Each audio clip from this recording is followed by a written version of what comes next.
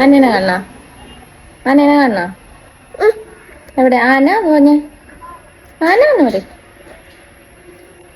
2 ദിവസമായിട്ട് അമ്പലത്തിന് മുമ്പിൽ ഒരു ആനനെ കൊണ്ടുവന്നിട്ടുണ്ട്. അത് കാണാൻ വേണ്ടിയിട്ടാണ് രുദ്രു ഈ പരാക്രമം മുഴുവൻ കാണിച്ചുകൊണ്ടിരിക്കുന്നത്. രുദ്രുവിന് ആനനെ കാണാനായിട്ട് നല്ല ഇഷ്ടമാണ്. അപ്പൊ ഇന്ന് ആന വന്നൊന്ന് കണ്ടപ്പോൾ അവൻ ഉറക്കത്തിൽ നിന്ന് എണീറ്റ് പാടെ ഞാൻ അവനെ കാണിക്കാനായിട്ട് കൊണ്ടുവന്നതാണ്. എന്റെ വീഡിയോയിൽ ഏതെങ്കിലും ഒരു ആനയെ കണ്ട ആനയുടെ വാലിന്റെ തുമ്പ് കണ്ടാൽ പോലും ആ ആനയുടെ പേരും പറഞ്ഞ് എനിക്ക് ഇൻബോക്സിൽ മെസ്സേജ് അയക്കുന്ന ഒരാളുണ്ട്. എന്റെ ഫ്രണ്ട് ദയയുടെ ഹസ്ബൻഡ് ലിജേഷേട്ടൻ. അപ്പൊ ലിജേഷേട്ട ഈ ആനേനെ മനസ്സിലായെങ്കിൽ കമന്റ് ചെയ്യണം. അങ്ങനെ കുറച്ചു നേരം ആനേനെയൊക്കെ കണ്ടു നിന്നപ്പോഴേക്കും ഒരാൾക്ക് വിശന്നു തുടങ്ങി. അപ്പൊ ഞങ്ങൾ അകത്ത് പോയിട്ട് ഒരു പഴമൊക്കെ കഴിച്ചിട്ട് നേരെ പാപ്പന്റെ റൂമിലേക്കാണ് പോയിട്ടുള്ളത്. പാപ്പന്റെ റൂമിലേക്ക് പോകുന്നതിന് ഒരേ ഒരു ദുരുദ്ദേശമുള്ളൂ, പാപ്പന്റെ ലാപ്ടോപ്പിന്റെ കീബോർഡൊക്കെ ഒന്ന് ഇടയ്ക്കിടയ്ക്ക് ഞെക്കി നോക്കണം. ഇതൊരു സ്ഥിരം പതിവാക്കിയപ്പോൾ ഞാൻ ഫ്ലിപ്കാർട്ടിൽ നിന്ന് രുദ്രുവിന് വേണ്ടി ഒരു കമ്പ്യൂട്ടർ ഓർഡർ ചെയ്തിട്ടുണ്ടായിരുന്നു. ഇത് അത്യാവശ്യം നല്ല അഫോർഡബിൾ റേറ്റിന് ഞാൻ ഫ്ലിപ്കാർട്ടിൽ നിന്ന് പർച്ചേസ് ചെയ്തിട്ടുള്ളതാണ്. നല്ല ക്യൂട്ട് ആയിട്ടുള്ള ഒരു കമ്പ്യൂട്ടർ. ഇതിന് ബാറ്ററി ഇട്ട് കൊടുത്തു കഴിഞ്ഞാൽ ഇവിടെ ഒരു പവർ ബട്ടൺ ഉണ്ട്. അത് ഓൺ ചെയ്ത് കഴിഞ്ഞാൽ നമ്മുടെ കമ്പ്യൂട്ടർ ഓൺ ആയി കിട്ടും. 1 2 3 ABCD, പിന്നെ കുറച്ച് ഫ്രൂട്ട്സിന്റെ നെയിമും 2 3 ആനിമൽസിന്റെ നെയിമൊക്കെ അതിൽ വരുന്നുണ്ട്. പിന്നെ ഇംഗ്ലീഷ് മാറ്റി ചൈനീസ് ലാംഗ്വേജിലേക്ക് സ്വിച്ച് ചെയ്യാനുള്ള ഒരു ബട്ടൺ കൂടി ഉണ്ട്. അത് പ്രസ് ചെയ്ത് കഴിഞ്ഞാൽ പിന്നെ ഫ്രൂട്ട്സും ആനിമൽസ് ഒക്കെ ചൈനീസ് ലാംഗ്വേജിലായിരിക്കും അവർ പറയുന്നത്. അത് മാത്രമല്ല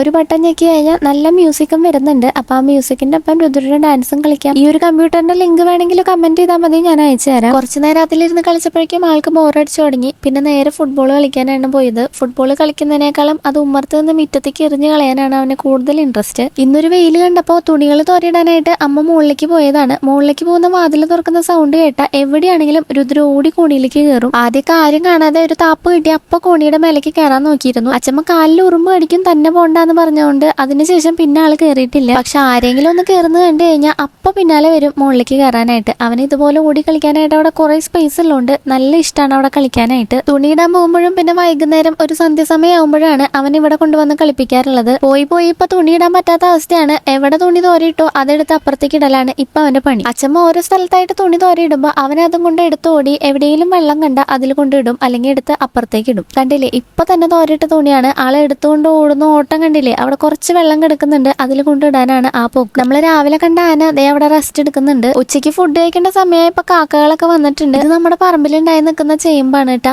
ഇത് താഴെ നിന്ന് കാണുന്നതിനേക്കാളും മുകളിൽ നിന്ന് കാണുമ്പോൾ നല്ല രസമുണ്ടല്ലേ. ഇനി ഇതൊന്ന് പറിക്കണമെങ്കിൽ വിജയമായി വരണം. ഒരു ദിവസം ഒരു വെയിൽ കണ്ടപ്പോ തുണികളൊക്കെ തോരയിടാൻ പോയതാണ്. തുണിയൊക്കെ വിരിച്ചിട്ട് തിരിച്ചു വരുമ്പോഴേക്കും നല്ല മഴക്കാരായി. പിന്നെ അതൊക്കെ ഒരു സൈഡിലേക്ക് മാറ്റിയിട്ടിട്ട് ഞങ്ങൾ താഴേക്ക് വന്നു. താഴെ വന്നിട്ട് ആദ്യം രുദ്രന് ചോറ് കൊടുത്തു. എന്നിട്ട് ഞാൻ കഴിക്കാനിരുന്ന ഗ്യാപ്പില് പാപ്പനും മോനും കൂടി നല്ല ഡാൻസ് കളിയാണ്. കളിച്ച് ക്ഷീണിച്ച ആൾക്ക് ഉറക്കം വന്നു തുടങ്ങി. മടിയിലിട്ട് കുറച്ചു നേരം ആട്ടിയപ്പോഴേക്കും ആൾ ഉറങ്ങിയിട്ടുണ്ടായിരുന്നു. ഒരു ഉറക്കൊക്കെ കഴിഞ്ഞ് എണീറ്റ് വന്നപ്പോ അച്ഛമ്മ പറമ്പിലേക്ക് പോകാനായിട്ട് നിൽക്കാണ്. അപ്പൊ ഞാനൊരു രുദ്രനും കൂടി അച്ഛമ്മയുടെ കൂടെ പോന്നു. അവിടെ ചെന്നപ്പോ അവിടുത്തെ ചേച്ചിമാരും ചേട്ടന്മാരും എല്ലാരും കൂടി കളിക്കുന്നുണ്ട്. രുദ്രന് അവരുടെ കൂടെ കളിക്കണം എന്നുണ്ട്, പക്ഷെ ആൾക്ക് ചെറിയൊരു പേടിയുണ്ട്. അവരിവനെ കുറെ വിളിച്ചെങ്കിലും ആള് വെയിറ്റ് ഇട്ടൊന്ന് കുറച്ചു നേരം നിന്നു. കുറച്ച് കഴിഞ്ഞപ്പോ അവരുടെ കൂടെ കളിക്കാനായിട്ട് തുടങ്ങി. അവനൊന്ന് സെറ്റായി വരുമ്പോഴേക്കും വീട്ടിൽ വിളക്ക് വെക്കാനുള്ള സമയമായിട്ടുണ്ടായിരുന്നു. അപ്പൊ ഞങ്ങൾ തിരിച്ചു പോയി. ഇനി നാളെ അവനെയും കൊണ്ടുവരണേന്ന് പറഞ്ഞിട്ടാണ് അവർ വിട്ടിട്ടുണ്ടായിരുന്നത്. നല്ല മഴയും വരുന്നുണ്ടായിരുന്നു. അതുകൊണ്ട് ഞങ്ങൾ വേഗം തിരിച്ച് വീട്ടിലേക്ക് പോയി. അപ്പൊ അത്രയുള്ളൂ ഗൈസ്, ബൈ.